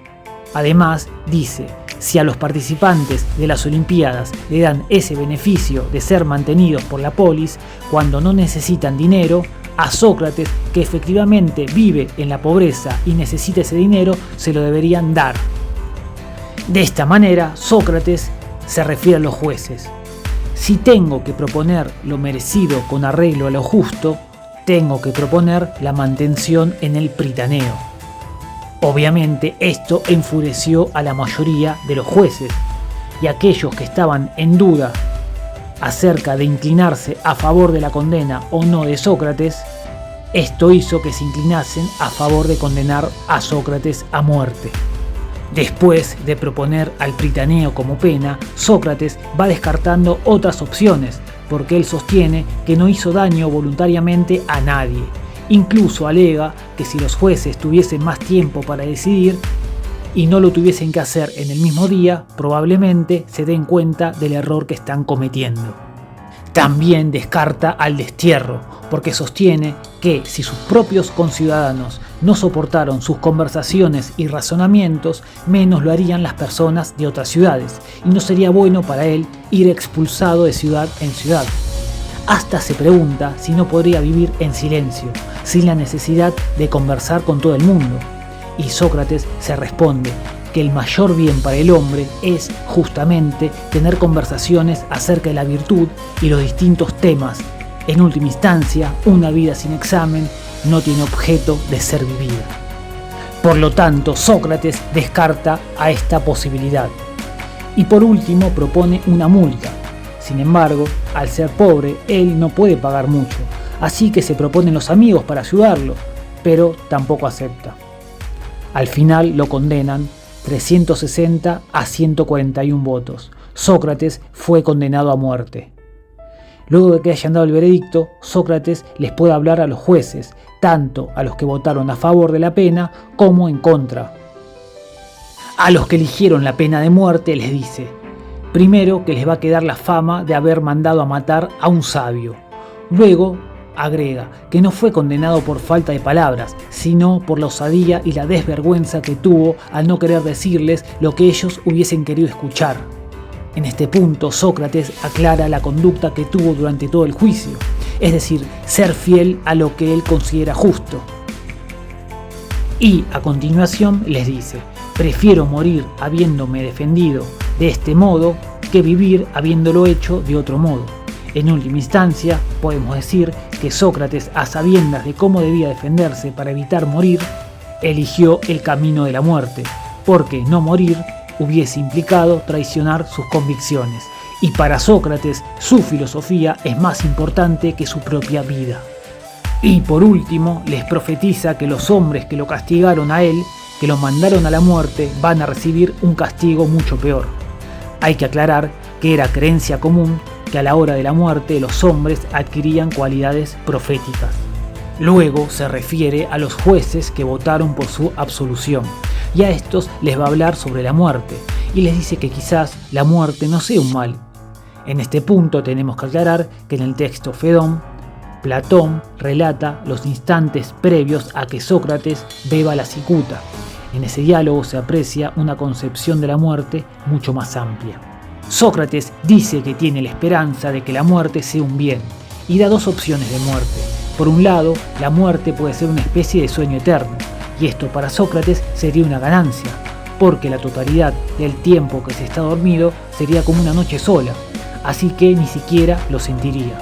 La otra alternativa de muerte sería para Sócrates emigrar de un lugar a otro distinto, una especie de cambio de morada para el alma, y dice que si fuese este el caso, también sería positivo, porque dice, llegado uno al Hades, libre de estas personas que dicen ser jueces, obviamente en referencia a los jueces que lo condenaron, se encontraría con los verdaderos jueces, y nombra a los jueces del inframundo, a Minos, a Radamanto, a Eaco y a Triptolemo. Además, agrega que podría estar junto a Orfeo, a Hesíodo, a Homero. Eso para Sócrates no podría ser malo, porque podría dialogar con ellos, y Sócrates termina pidiéndoles un favor a los jueces, y dice que si sus hijos el día de mañana se preocupan más por las riquezas que por la virtud, los castiguen, que se lo reprochen del mismo modo que lo hizo Sócrates. Y termina la apología diciendo: ya es hora de marcharnos, yo a morir y vosotros a vivir. ¿Quién de vosotros se dirige a una situación mejor? Es algo oculto para todos, excepto para el Dios. Y con esta maravillosa frase terminamos con la apología de Sócrates. Y pasaremos a indagar en la sofística. ¿Quiénes eran los sofistas? Y en particular focalizaremos en el famoso sofista Protágoras de Abdera. Protágoras de Abdera fue uno de los sofistas más importantes junto a Gorgias. En el video que hicimos sobre el diálogo de Platón, Apología, se lo acusó a Sócrates de ser un sofista. ¿Pero qué significa ser un sofista? Sofista significa sabio, eran expertos en saber. Sin embargo, la connotación del término, de ser positiva, pasó a ser negativa por las polémicas generadas con Platón y Aristóteles. La gran crítica era que los sofistas no tenían la intención de buscar la verdad, a diferencia de los filósofos. De hecho, no solamente eran expertos en saber, sino que brindaban un servicio por el cual cobraban. Este era el rasgo distintivo, y según Platón, el primero en llamarse sofista y cobrar por sus servicios fue Protágoras. ¿Y cuál era el servicio que brindaban los sofistas? Los sofistas proclamaban poseer el arte de educar a los hombres y de prepararlos para la vida política, ofreciéndoles nuevas ideas y nuevos instrumentos. Es decir, se presentaban como maestros de arete, esto es, de excelencia, de retórica, oratoria, elocuencia y de sabiduría política. Además, este aspecto particular de su enseñanza, que era recibir honorarios, era considerado por Platón y Aristóteles como escandaloso. La enseñanza que brindaban consistía, por un lado, en una especie de instrucción superior particular que apuntaba a la formación política. Por otro lado, a una actividad privada que consistía en la enseñanza particular que brindaban a los jóvenes de buena familia que querían estudiar con ellos para intervenir en materia política o jurídica. Antes de seguir avanzando, vamos a aclarar una cuestión que suele generar confusión. Sofistes ya había en Grecia, eran personas expertas en una determinada tecné, es decir, un conocimiento particular, y esto englobaba distintos personajes como poetas o adivinos. Lo que se agrega con los sofistas, que todos conocemos, es la enseñanza de corte retórico-política y la exigencia de retribución económica. De este modo, la educación sofística confería al joven de buena familia una competencia intelectual, lingüística, buen dominio del arte de la palabra, esto es, la retórica o elocuencia, es decir, le brindaba herramientas fundamentales para la función pública. En este sentido, la técnica retórica se componía de reglas generales o procedimientos codificados que podían ser usados en el tribunal o en la asamblea para generar un efecto ante determinado auditorio. Por ejemplo, como ya vimos en la apología de Sócrates, en el juicio el acusado se defendía solo. Por lo tanto, esta enseñanza en retórica que daban los sofistas era fundamental para poder defenderse. En algunos diálogos de Platón, como el banquete o el teeteto, se refiere a los sofistas como terribles. Usa el término deinos, en referencia a su capacidad oratoria. Eran terribles y temibles oradores. Para ir terminando, sobre este punto diremos que la educación sofística tenía una doble vertiente, una vertiente retórica, la techné rhetorique, que dotaba al individuo de la capacidad lingüística para despuntar en los debates de orden político que se daban en la asamblea o el consejo y en los debates de orden jurídico, como ya vimos en el caso de Sócrates. Y también ofrecían una vertiente política relacionada con la techné politique, un método capaz de asegurar la recta administración de la casa y los asuntos de la polis. De hecho, el gran problema con los sofistas no era solamente por cobrar, sino por brindar estas ventajas para la función pública. ¿Qué cambios generó la irrupción de la sofística? Podemos decir que realizan una revolución espiritual debido a que desplazaron de forma radical el eje de la reflexión filosófica de la fisis y del cosmos al hombre y a lo que concierne a la vida del hombre como miembro de una sociedad, por lo tanto descentrando el interés por lo ético hacia lo político. De esta manera también se pone el foco en la retórica, el arte, la lengua, la religión, la educación. Por todo esto se considera que los sofistas inician una etapa humanística. Y más allá de que la filosofía de la fisis había llegado a un límite, ya que todos los caminos habían sido recorridos, se dieron en el siglo V a.C. ciertos fenómenos culturales, sociales, políticos y económicos que favorecieron el desarrollo de la sofística. ¿Y cuáles fueron estos fenómenos? Fueron muchos, pero vamos a nombrar algunos que nos parecen relevantes y que consideramos que contribuyeron al surgimiento de la problemática sofista. Uno de los factores fue una crisis en la aristocracia que va de la mano de un creciente poder del demos, es decir, del pueblo, que incluía a todos los ciudadanos varones adultos que tenían derecho a participar en la vida política. Eran ciudadanos comunes de distintas clases sociales. Además, se dieron otros factores.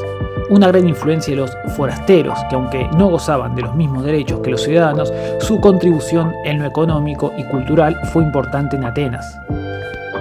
Otro factor de relevancia fue el crecimiento y el desarrollo del comercio, que iba superando los límites de las ciudades, lo que llevó a relacionarlas con un mundo cada vez más amplio.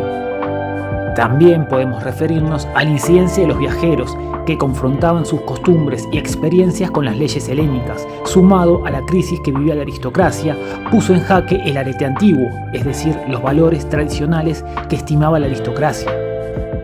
El crecimiento del poder del demos y la posibilidad de acercar al poder a grupos cada vez más vastos hicieron derrumbar la convicción de que el arete estuviera determinado por nacimiento, esto es que aquellos nacidos en familias nobles o aristocráticas tenían una predisposición natural hacia la virtud y el liderazgo.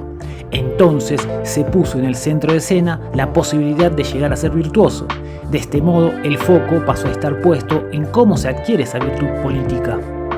No obstante, esta ruptura del cerco de la polis y el hecho de empezar a familiarizarse con usos y costumbres diferentes pudieron constituir las bases para cierto relativismo, poniendo en duda todo aquello que siempre se consideró como válido para la polis. La aparición de la sofística coincide con el surgimiento y el afianzamiento de la democracia griega y de la polis como organización sociopolítica por excelencia.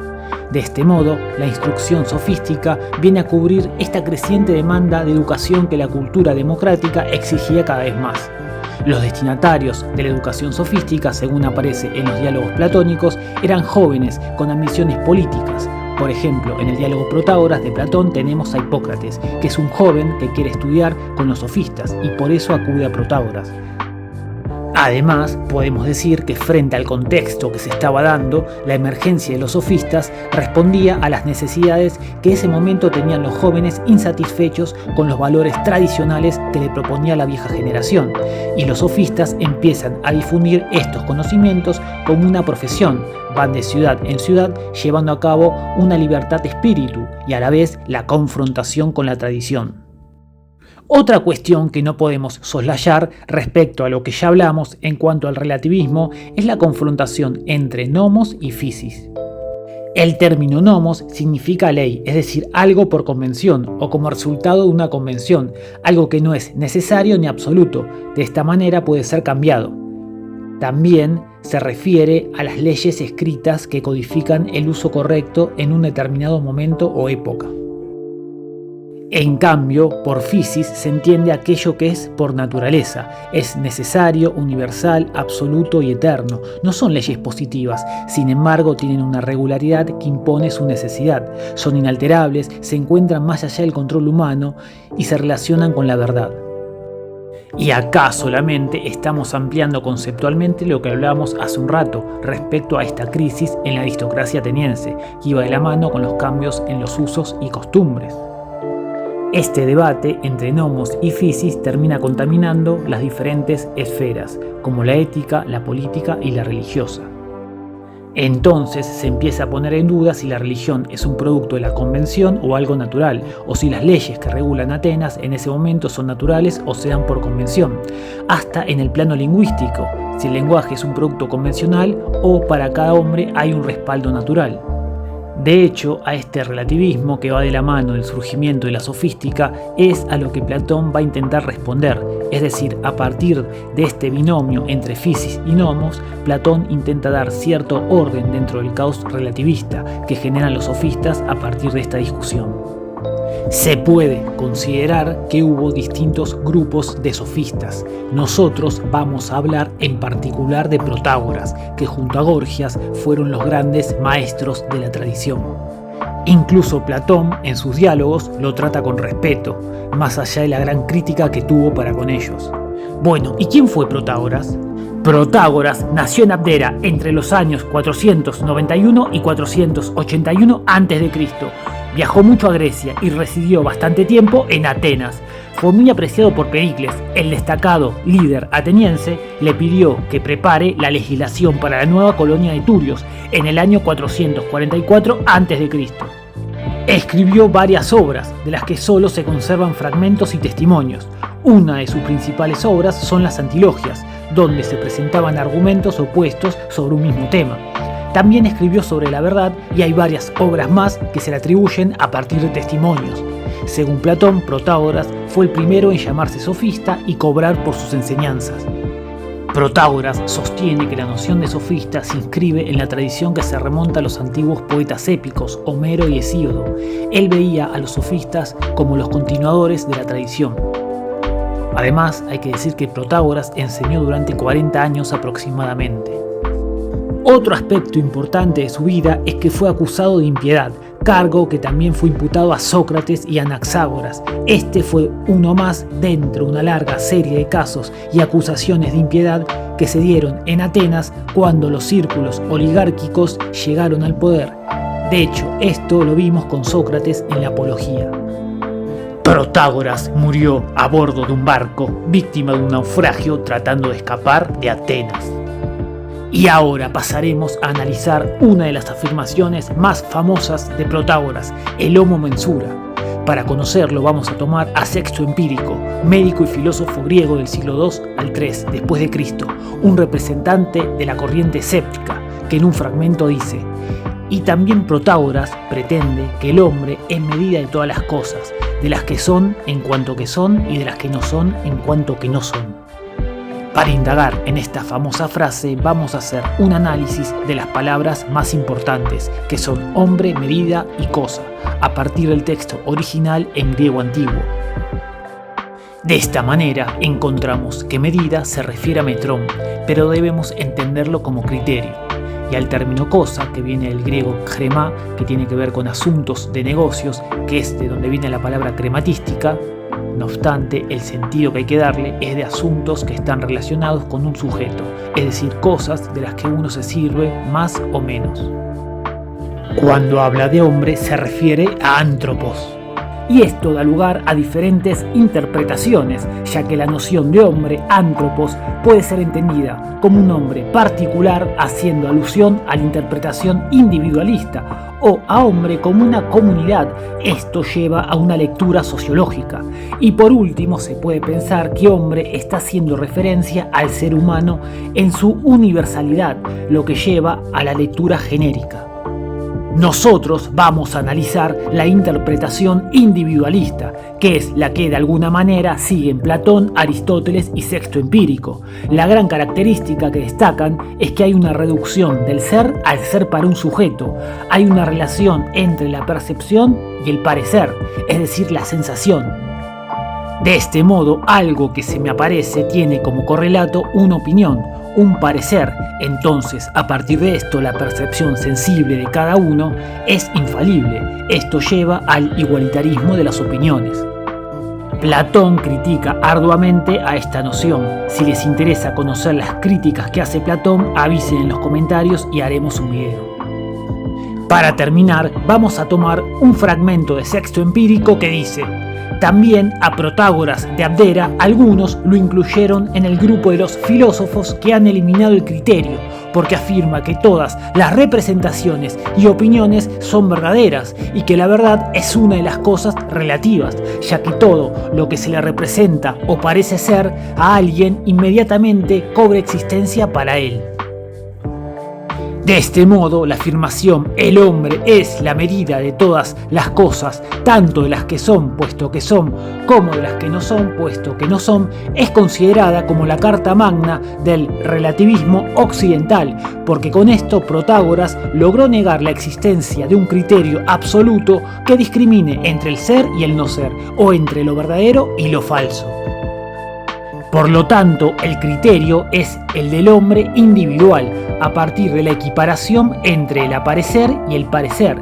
De este modo, si le preguntásemos a Protágoras si el viento que sopla es cálido o frío, él respondería que es frío para el que lo siente frío y cálido para el que no. Entonces, nadie estaría ni en lo falso ni en lo verdadero. En consecuencia, cada uno respondería desde su verdad. Y por último, pasaremos a conocer a los discípulos de Sócrates, conocidos como los socráticos. Bueno, pero para empezar a hablar del grupo de los socráticos, la tradición distingue entre socráticos mayores y socráticos menores. De este modo diferenciaban a Platón y Jenofonte del resto, por ser dos de los personajes más importantes.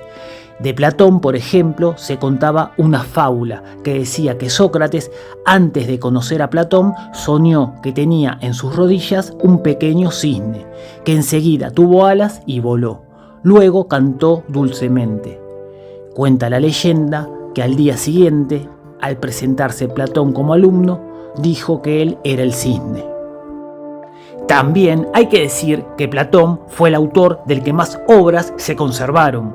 Como ya dijimos en nuestro anterior video sobre la vida de Platón, después de la muerte de Sócrates en el 399 a.C., pasó de Megara a Sicilia y posiblemente haya hecho una parada en Egipto. Luego fundó la academia, lo que le permitió desarrollar su pensamiento y hacer escuela. A grandes rasgos, su filosofía consistía en formas o ideas que eran entidades perfectas, inteligibles y eternas, que posibilitaban la estabilidad del conocimiento, eran causa del plano sensible. El hecho de haber formado a la academia posibilitó que su filosofía, a diferencia de la de sus condiscípulos, se perpetúe en el tiempo y se expanda con las corrientes neoplatónicas y cristianas, que tomaron a su filosofía como punto de partida. Otra cuestión interesante es que hay una tradición que es dura con la figura de Platón y lo expone como una figura negativa en el grupo. Es decir, no se llevaba bien con sus condiscípulos. De hecho, hay comentarios de sus diferencias con Antístenes. Y ahora pasemos a Jenofonte. Se dice que más que un filósofo, fue un historiador y un analista político. Era ateniense y nació en el 431 a.C. en una familia distinguida, justo en el momento en que Atenas iniciaba la guerra del Peloponeso. Integró la caballería en el 410 a.C. En ese momento comenzó a frecuentar a Sócrates y se volvió miembro del círculo socrático. En el 401 a.C. se sumó a una expedición mercenaria para introducirse en la política persa con la finalidad de apoyar a Ciro el Joven en contra de su hermano Artajerjes. Pero durante la expedición, Ciro murió en batalla, quedando el grupo griego aislado. Sin embargo, en ese momento Jenofonte se encargó de reconducirlos a Grecia. Al volver a Atenas, le hicieron un proceso que lo llevó al exilio, ya que Atenas tenía buenas relaciones con Artajerjes, que era un monarca aliado. Pero sus momentos mercenarios siguieron en Tracia y luego en Esparta, donde se enfrentó a Persia entre el 396 y el 394 a.C.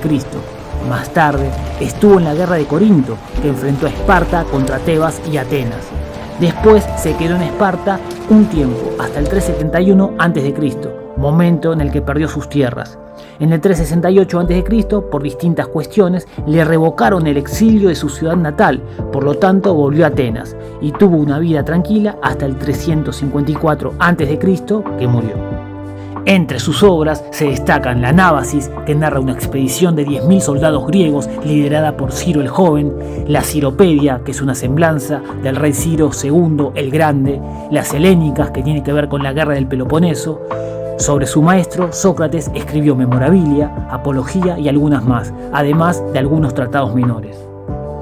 Y ahora pasemos a los socráticos menores. Primero nos vamos a referir a Euclides de Megara, que fue el fundador de la escuela megárica y uno de los discípulos más cercanos a Sócrates. Se cuenta que al haberse roto las relaciones entre Megara y Atenas, a nivel de que los atenienses establecieron la pena de muerte para cualquier megarense que se atreva a ingresar a Atenas, Euclides, que como ya dijimos era de Megara, se disfrazaba de mujer por las noches para ingresar a Atenas y así encontrarse con su maestro Sócrates en secreto. Y al amanecer volvía a Megara. Más allá de esta situación, al parecer era muy valorado dentro del núcleo socrático, porque luego de la muerte de Sócrates en el 399 a.C., muchos de sus discípulos se fueron a Megara y al llegar eran recibidos por Euclides, como fue el caso de Platón. De su filosofía se conserva muy poco, pero hay un desarrollo de una noción novedosa que mezclaba los elementos eleatas con desarrollos socráticos a través de identificar lo que es el bien y lo uno. Además, se refirió a la insalvable separación entre lo real y los sentidos. Esto lo diferencia de Platón, donde había una comunicación entre lo estable y lo cambiante. Para Euclides, esa noción era imposible. Por lo tanto, no se podía fundar el conocimiento. Esto lo llevó a atacar a todos los sistemas fundacionalistas, creando argumentos refutativos para demostrar la ambigüedad de las distintas filosofías. Esta práctica tomó el nombre de erística.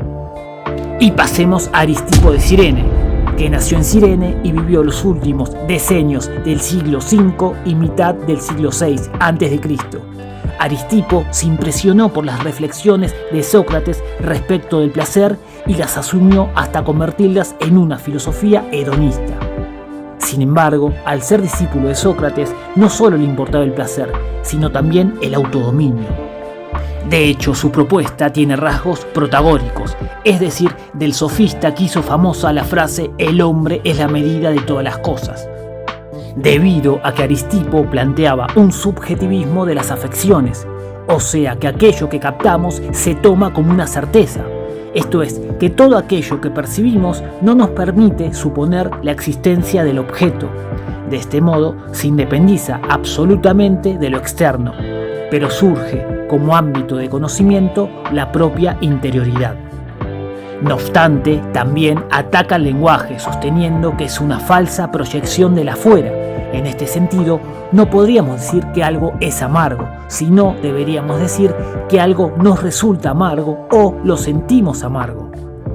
Entonces decía que todo aquello que nos afecta entra en dos categorías, placenteras o dolorosas, y agrega que el placer es en todos los casos un movimiento suave, a diferencia del dolor, que es un movimiento áspero. Asimismo decía que tendemos a seguir el placer y evitar el dolor. Por lo tanto, conseguir el placer es cosa de la sabiduría y de la prudencia, las cuales indican de qué modo evitar el dolor. De esta forma, para el filósofo cirenaico, buscar el placer y tratar de conseguir la mayor cantidad del mismo, evitando lo más posible las situaciones dolorosas en un sentido corpóreo, esto es, sacando los placeres intelectuales, es la manera en la que hay que ir por la vida. Por último, diremos que si bien su filosofía tiene un planteamiento ético, su fin no era eudemonista, es decir, no aspiraba a la búsqueda de la felicidad. En lugar de la felicidad, ponía al placer. Por lo tanto, lo prioritario era obtener placeres, a raíz de esa instancia derivaba la felicidad. Bueno, y ahora pasemos a Antístenes, que nació en el 446 y murió en el 365 a.C. Su padre era ateniense, pero su madre tracia. Al parecer, fue primero discípulo del sofista Gorgias, pero más tarde, ya de grande, pasó a ser discípulo de Sócrates. Frecuentaba el gimnasio de Sinargos, que era visitado por habitantes no ciudadanos, y esto se debía a no tener linaje ateniense, ya que, como ya dijimos, su madre era tracia.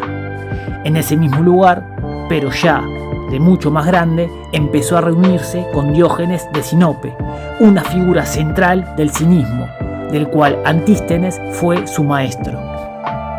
La filosofía de Antístenes es de corte materialista, es decir, establece una correspondencia directa entre el lenguaje y la realidad, por lo tanto el conocimiento estaba garantizado. De este modo existe lo material y puede ser captado debido al dispositivo de transmisión que tenemos, esto es el lenguaje, que al ser coherente en sí mismo puede reflejar la realidad. El método que propone Antístenes se llama la investigación de los nombres, que consiste en buscar un nombre como correlato de cada cosa a partir de la organización del lenguaje. Para Antístenes, si se organiza lo que se está diciendo, a cada cosa indefectiblemente le va a corresponder un nombre. Esta noción inevitablemente colisiona con cualquier propuesta que implique entidades incorpóreas, como es el caso de Platón, lo que llevó a que tuviesen grandes disputas. Antístenes llevó a cabo su labor filosófico a partir de los textos homéricos. Por último, diremos que Antístenes se oponía al placer, a diferencia de Aristipo de Cirene. Si bien ambos sostenían el autodominio como algo positivo, para Antístenes el placer solo podía producir infelicidad, ya que perturbaba la quietud del sabio, y él consideraba que la regla del sabio era la prudencia. Para ir terminando, nos quedan Esquines y Fedón de Elis. De estos dos filósofos no hay tanta información como de los anteriores. Sin embargo, de Esquines diremos que según distintas fuentes nació en el 435 a.C. y fue uno de los socráticos que viajó a Siracusa al igual que Platón. Si bien de sus obras se conservan fragmentos, según algunos testimonios, su prosa era comparable a la de Jenofonte y Platón. En cuanto a Fedón de Elis, que como algunos sabrán es el personaje principal en el diálogo Fedón de Platón, cuenta Diógenes Laercio que fue prisionero junto con la caída de su patria y fue obligado a permanecer en una casa de mala vida, es decir, en un prostíbulo, para luego ser rescatado por Sócrates y Alcibíades, que era otro personaje del grupo de los socráticos. Escribió diálogos, entre ellos Zapiro y Simón, pero ambos se perdieron. Hacia el 399 a.C. fundó la escuela Eliaco-Eretriaca, así llamada por haberse extendido por Eretria. La escuela, formada por Fedón, era afín a los megáricos, pero orientada hacia cuestiones morales y cívicas. Como última aclaración, vamos a decir que los principales socráticos en cuanto a la producción escrita que tuvieron fueron Platón, Euclides, Aristipo, Antístenes y Jenofonte. Sin embargo, hubo otros como Querofonte, al cual podemos recordar en la Apología de Platón, que fue el que le consultó al oráculo de Delfos quién era el más sabio. O Critón, que aparece en las fuentes como amigo de Sócrates, o en el diálogo Critón de Platón, donde intenta planear un escape para Sócrates. Como ya dijimos, hubo otros, muchos de los cuales aparecen en los diálogos platónicos, pero no fueron de gran importancia. Y hasta acá con el video de hoy. Esperamos que les haya gustado. Y por favor, suscríbanse al coso más filosófico de YouTube, para vivir la filosofía en carne propia. Bye. To infinity and beyond!